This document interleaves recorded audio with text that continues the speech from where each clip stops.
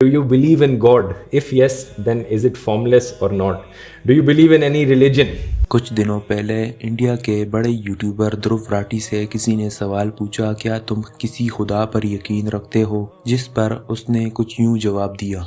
इसका जवाब भी बड़ा सीधा है, नहीं। मेरी राय में जितना भी कुछ मैंने सीखा है दुनिया के बारे में, हमारी प्लैनेट की हिस्ट्री के बारे में, एवोल्यूशन के बारे में, ये सारी चीज़ों को समझकर मैंने जो अंडरस्टैंडिंग डेवलप करी है, मेरी राय में कोई भगवान, कोई अल्लाह, कोई गॉड एग्जिस्ट नहीं करता। क्या कोई खुदा है? क्या साइंस से इस सवाल का जवाब मिल सकता है? आज हम इस वीडियो में साइंस और लॉजिक के जरिए इस सवाल का जवाब देने की कोशिश करेंगे। बिग बैंग थ्योरी के मुताबिक हमारा यूनिवर्स एक छोटी सी पॉइंट से शुरू हुआ था, फिर एक बड़ा धमाका हुआ जिसकी वजह से सब कुछ फैल गया। यूनिवर्स का स्ट्रक्चर इस धमाके के बाद बन गया। आप सोच रहे होंगे कि अगर सब कुछ इतना परफेक्टली सेट हो गया है तो क्या ये सब रैंडम हो सकता है? क्या ये सब किसी खुदा का काम नहीं हो सकता? फॉर एग्जाम्पल, अगर आप एक रूम में हर चीज को रैंडमली रखते हैं तो वो चीज इतनी परफेक्टली ऑर्गेनाइज नहीं होगी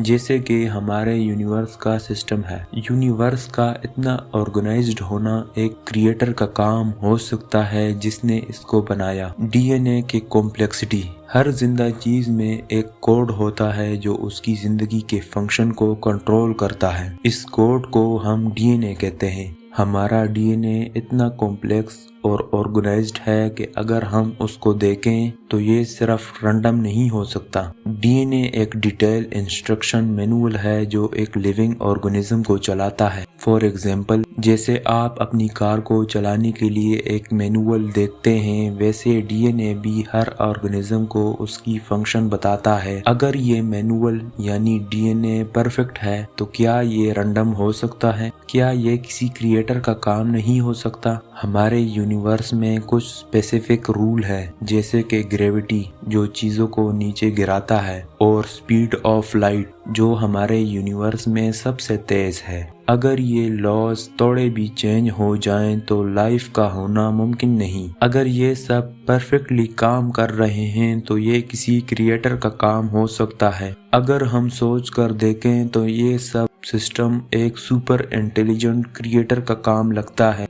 जो यूनिवर्स को चलाने के लिए लॉज बना रहा है। फॉर एग्जाम्पल, अगर आप सोचें कि ग्रेविटी जरा सी भी कम हो जाए तो सब चीजें उड़ जाएंगी, या अगर स्पीड ऑफ लाइट स्लो हो जाए तो हम टाइम को समझ नहीं पाएंगे। क्या ये किसी क्रिएटर का काम नहीं है? हमने 3 बड़ी चीजों को देखा। बिग बैंग थ्योरी, ये हमें बताती है कि यूनिवर्स का डिजाइन किसी ने प्लान किया था।